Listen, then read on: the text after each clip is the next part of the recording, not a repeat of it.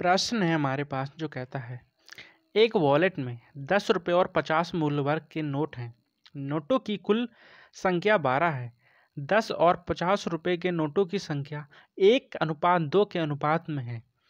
Wallet में कुल कितने रुपए हैं? ये रहे आपके सारे ऑप्शंस। अभी इस प्रश्न को कैसे हल करना है आइए समझते हैं। तो प्रश्न में 10 और 50 मूल्य वर्ग के कुछ नोट हैं। ठीक है, 10 और 50 और उनकी जो संख्या है उसका अनुपात कितना दिया है? 1:2।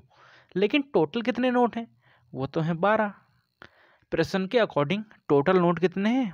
12। लेकिन अगर हम अनुपात के अकॉर्डिंग देखें तो टोटल नोट हमारे पास आ रहे हैं 3।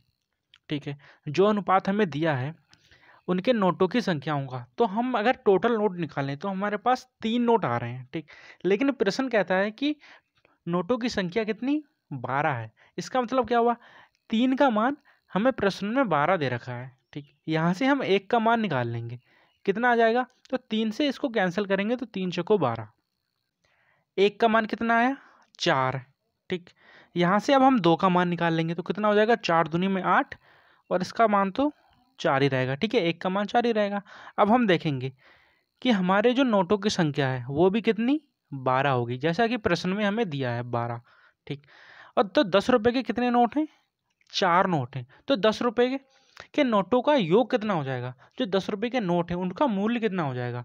तो वो हो जाएगा 10 गुणा में 4 मतलब 40।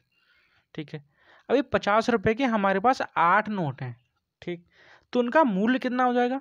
5 अट्ठे में 40 मतलब 400। हमें टोटल मूल्य बताना है। ठीक है, वॉलेट में कुल कितने रुपए हैं? तो 10 रुपये के 40 रुपये हैं और 50 रुपये के 8 नोट मतलब 400 रुपये हैं। तो इन दोनों को जब हम प्लस करेंगे तो हमारे पास आएगा 440, जो कि हमारा होगा राइट और correct answer, option number D. ठीक, समझ में आया? धन्यवाद।